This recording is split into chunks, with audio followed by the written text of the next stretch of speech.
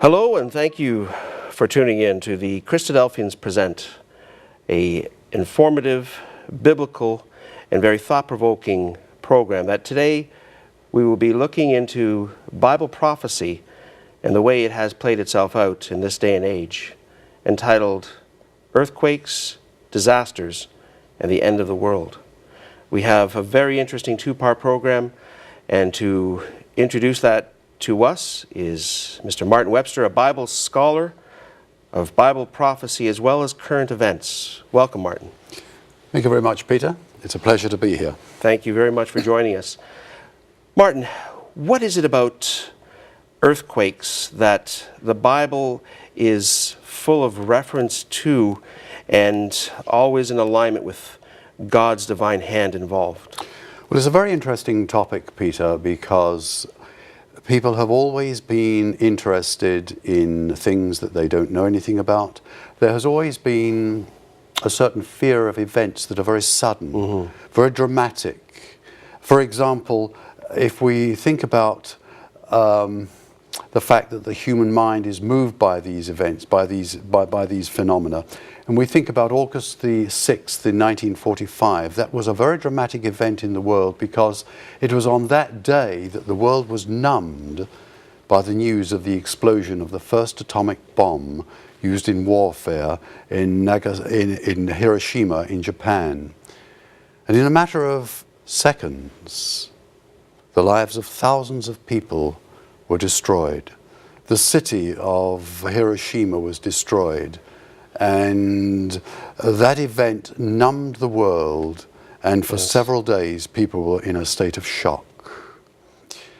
This fear that we have, naturally speaking, the fear that all of us have of things that are so sudden, is very evident, for example, much more recently. Consider 9/11, the events in New York.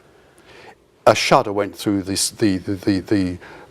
spines of many people in the world, and not only those events that are man-made disasters and events, but there's also this natural fear of things that are natural. For example, solar and lunar eclipses have instilled fear in people for many thousands of years, and even today there's some superstition about total solar eclipses. There's some sense of wonder about these events. And particularly in the Dark Ages, where people had no explanation and always put it down to portents that they had no control over, and there was nothing scientific to back up to assuage them of their fear. That is right. Today we know what a solar eclipse is, and it doesn't bring particular concern.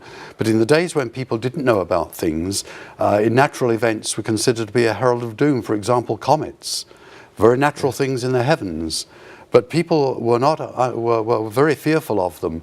They were viewed to be events that were the portents of death and doom. When one appeared, it was taken to be an indication of the death of a king or some other great calamitous events. Very interesting. And it wasn't until Edmund Halley, in the early 18th century, determined that these comments were natural events that simply recurred and came again, that people began to understand what they were. And there's always been this fascination for this kind of thing, and concerns about when will the world end, or how will it end. And there's various bases of Bible prophecies that have come to our minds. For example, the fear of the end of the world and the Mayan calendar, of great concern to people. And again, consider this famous French one, Nostradamus, his predictions concerning the end of the world. Consider 1999. He anticipated that the world would end in 1999, the time of Y2K. Well, without dating ourselves, he quite got it wrong. He did indeed. And the the comparison that is really obviously going to leap forward is, how does the Bible, as you'd mentioned, have its prophecies? How does it stand up to some of these other prophecies that have come and gone with the ages? That's an interesting question, Peter, because when we look at, say, the predictions of Nostradamus, there's really quite a vague element to them. For example, he predicted that a mighty dictator would arise in Europe in the last times. Well, one could look at that and say it's Napoleon or Hitler.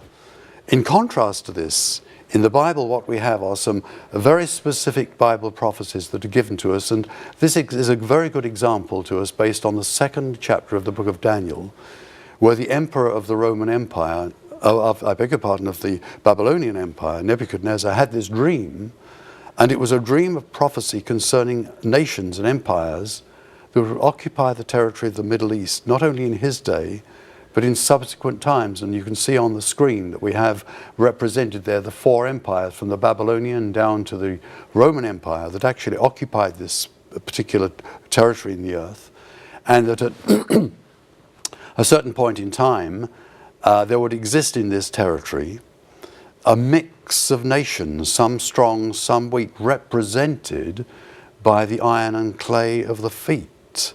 And all this was fulfilled very precisely, as you can see from the dates that are on the screen, as these empires successively came onto the world scene. Well, it says at the bottom on the right that these are the end times, which you could say this scenario has so much in common with one after the other, not only specific eras, but in the exact order. And always it seems to be pointing forward to Israel somehow. That is correct. There's a strong link with these 4 empires, with the territory and the nation of Israel, that all those empires, they occupied the area that Israel occupies today. And when you look at that part of the world, which was occupied by those 4 empires, it's now a mix of nations, some strong, some weak.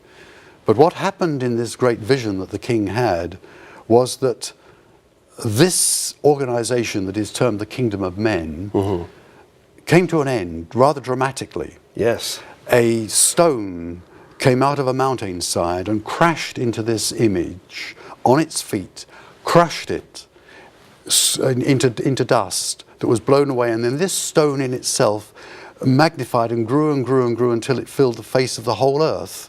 And that stone represents Jesus Christ, who will come back, replace the kingdom of men with a kingdom that will never be destroyed, a kingdom of peace, plenty, and prosperity for all the citizens of the world. So it sounds like his second coming will have earth-shattering ramifications. It will have earth-shattering ramifications that are going to be very significant to the era in which we live. But before we get that far in our discussions, Peter, let's think about some of the causes of earthquakes. For example, the earth is made up of a series of very large plates, and they're like pieces of a jigsaw puzzle. Yes. They fit together.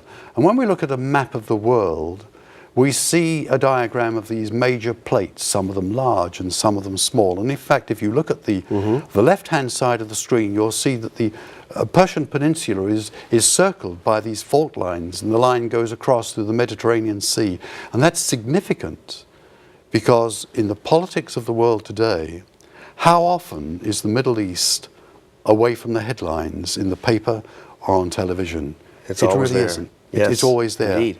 And Current events. these plates have a significant position in regard to the events that relate to us today, but more of that a little later on. These plates are always in motion. They're traveling just a few centimeters per year, and they push against each other with enormous force. For example, the distance between Europe and North America will increase by approximately 2 meters over the lifetime of most people, about 80 years. Now that is going to create enormous pressure upon these plates, which will manifest itself in significant events. And the ocean floors are moving, as we say, they're spreading. Yes. And what happens is that in this pushing, the plates, as they push one another against one another, one will slide under the other. And in the sliding under, there will be a physical consequence that will be manifested in an earthquake or a volcano or in some major events like this. Something has to give when the pressure grows. And a lot of these epicenters of some of the most massive earthquakes do start on the ocean's floor, where we don't see its beginnings, but we certainly have seen how it's manifested in themselves. Indeed. And sometimes the manifestation is very significant. So, for example, the earth shuddered in Haiti just before 5 in the afternoon on the 12th of January 2010. This magnitude 7 earthquake that took the lives of thousands of people and just devastated Port-au-Prince, the capital of Haiti, came so suddenly, without any warning. And it was one of those events that was difficult to predict, but the consequences are very far-reaching. Just as a side note, I noticed that you've only got pictured pretty well the western half of the island. There is another nation on the eastern side, known as the Dominican Republic, but it's almost as if earthquakes have been pinpointed so that, as there is just a political line, the earthquake did its damage on the western side of the island, destroying one nation while leaving the other side of the island virtually untouched. Yes. Strange. Yes, it is a strange thing, but earthquakes are not politically sensitive. As, for example, again, you think this occasion, February 2011, Christchurch, New Zealand. Yes. A mighty earthquake that had a devastating effect on that very famous cathedral that that we can see in the diagram there.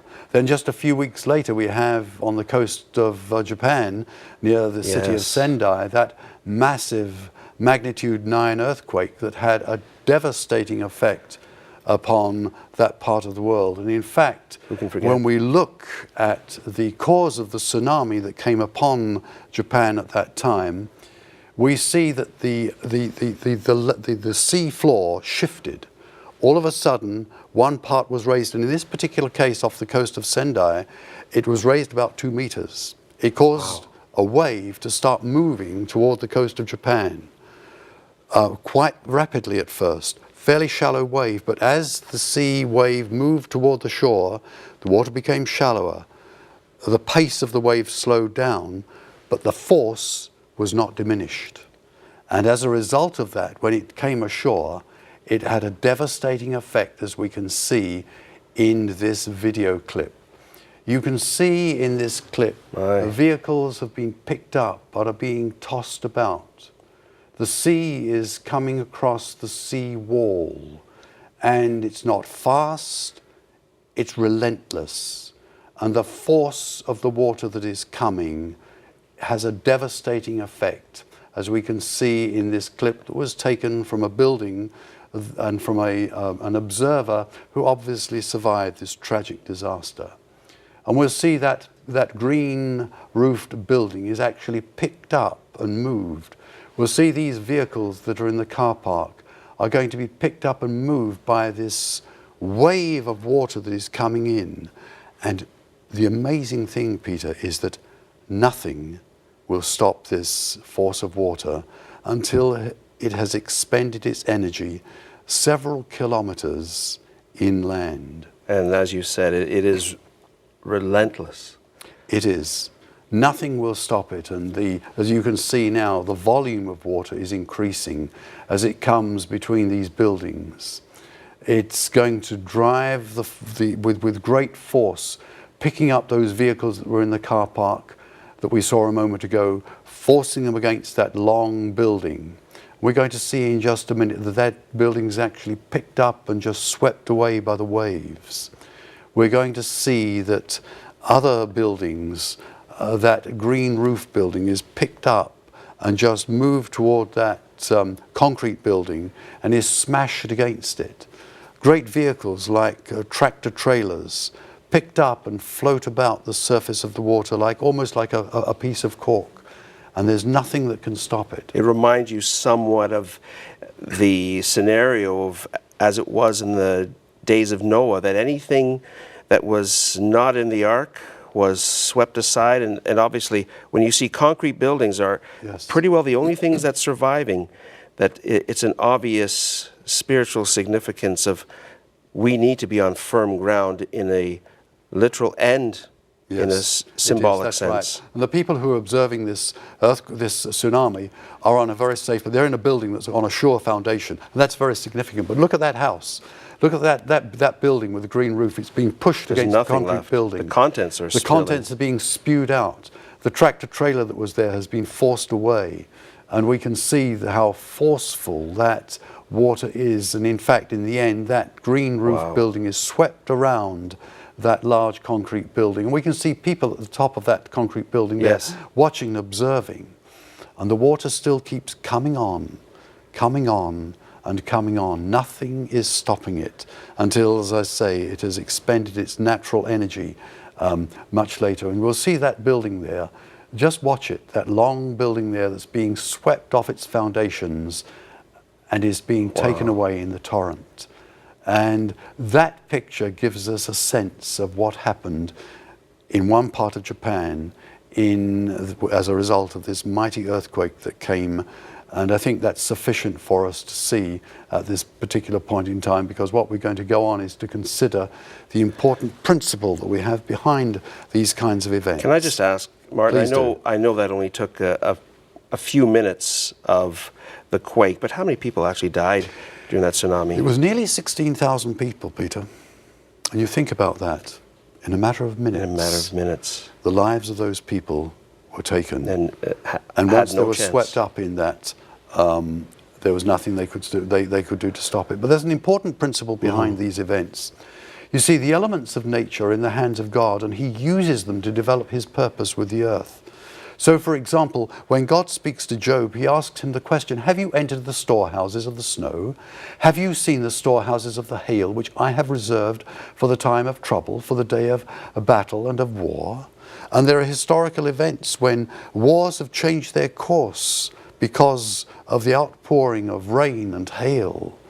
And another important principle to appreciate is the psalmist says in this poetry taken from Psalm 147, when he's speaking poetically, praise the Lord from the earth, you great creatures, and all deeps of fire and hail, snow and mist, stormy wind fulfilling his word.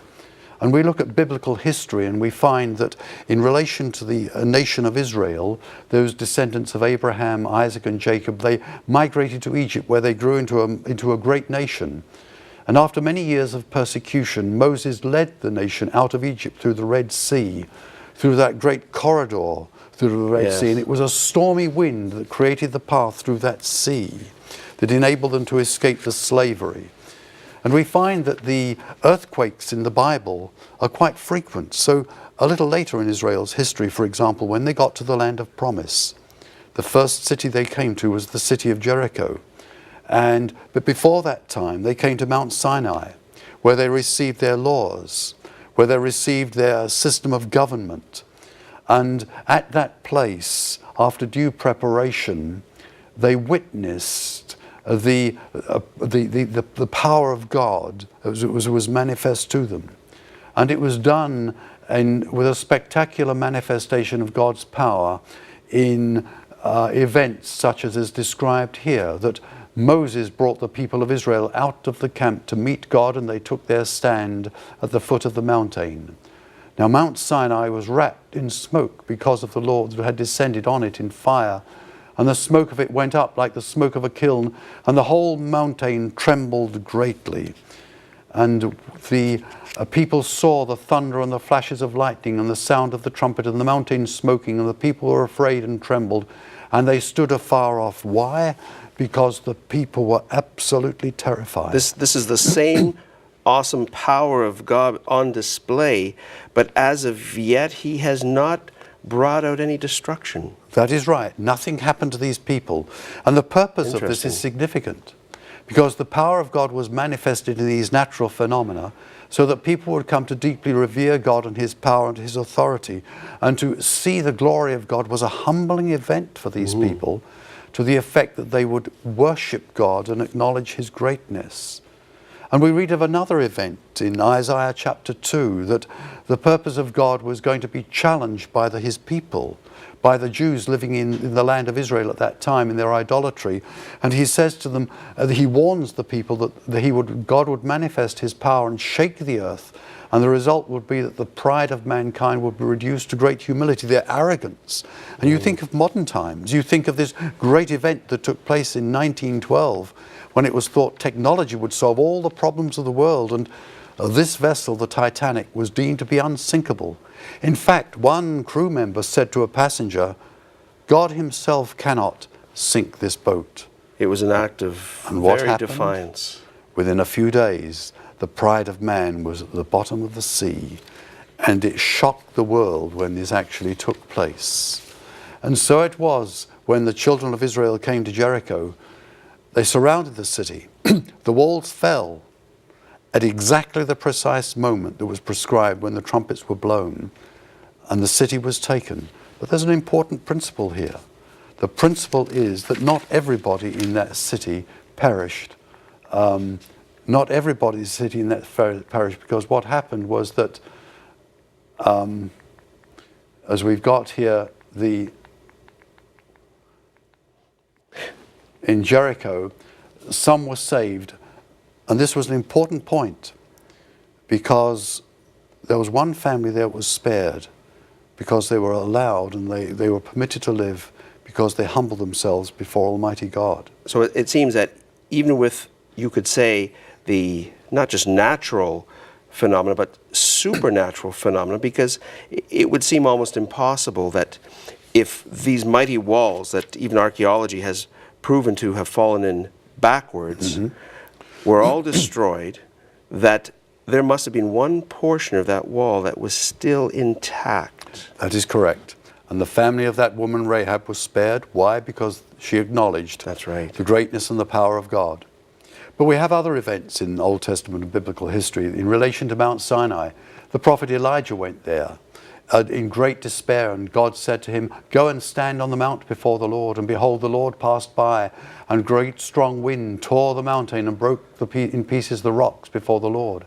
And after the wind there was an earthquake, and after the earthquake there was a fire, and after the fire there was a low whisper, and Elijah heard it, and he wrapped his face in his cloak and went out and stood at the entrance of the cave. And the effect of that for Elijah was that he was humbled, and that he recognized in his own smallness in the sight of God, and that God was still working and proceeding in his plan, even though Elijah himself did not realize it. So he had just been shown these fantastic examples of God's power, but God was really trying to communicate on a level that was gentle and compelling. That is correct. And we read in New Testament times, for example, the time when Christ died, the centurion was at the cross. And when he saw those events, when he saw the earthquake that was there, when he saw it took place, he said, truly, this was the Son of God. And again, we have the famous incident just 3 days later, at the time of the resurrection of Christ. We read that there was a great earthquake, for an angel of the Lord descended from heaven and came and rolled back the stone and sat on it. His appearance was like lightning, and his clothing white as snow. And for fear of him the guards trembled and became as dead men. And so Christ came out of that tomb, and that event is the foundation of Christianity. Now, if earthquakes were often used as destructive power, this one was one, as it were, of an unleashing of God's mercy and love by restoring his righteous Son back to life. It was a herald of good things to come for the righteous. Yes, it was indeed. It was an event where there was a controlled earthquake. Nobody died, somebody came to life. And in the coming to life is very significant in the context of the great Christian message. Fantastic. But there's another event in the New Testament. In the Acts of the Apostles, chapter 16, the gospel is being taken to other parts of the world. And those who proclaimed it were to suffer the consequence of their preaching. They were beaten. They were imprisoned. But these two great men, Paul and Silas, they were praying at midnight, singing hymns and praying. And the prisoners heard them. And suddenly there was this earthquake, a great earthquake that's described, so that the foundations of the prison were shaken, and immediately all the doors of the prison were opened, and everyone's bands were loosed. In fact, the jailer, the keeper of the prison, was about to take his own life because he thought the prisoners would all have escaped and gone, and his life would have been forfeit. But that was not the case. Paul said, "Don't worry, we're all here." The keeper came in, and he acknowledged the power of that earthquake and the significance of it. And he asked, "What must I do to be saved?" And he was given the great answer that he must believe, which is what he did. And he was saved as a result of the preaching of the gospel and this great earthquake that manifested itself in such a controlled manner.